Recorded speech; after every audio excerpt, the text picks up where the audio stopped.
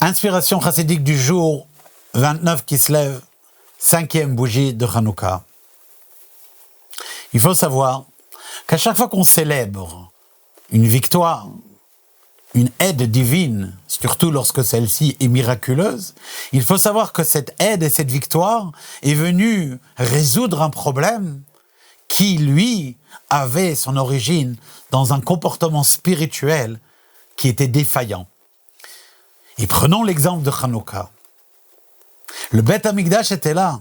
Certes, le deuxième Beth Amikdash n'était pas à la hauteur du premier Beth Amikdash, mais c'était le sanctuaire, l'endroit de la résidence de Dieu.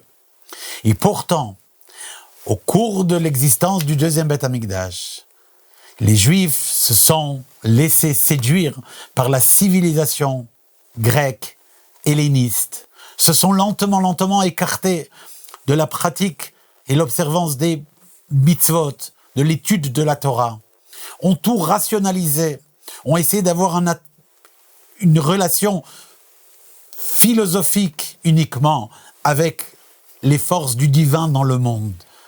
On fait abstraction avec le sacré, la Kedusha, qui caractérise Am Israël.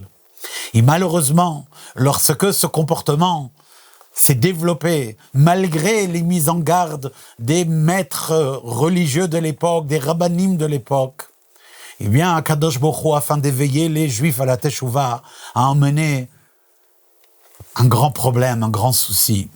L'oppression religieuse d'Antiochus, qui allait au-delà de ce que les Juifs étaient prêts à accepter.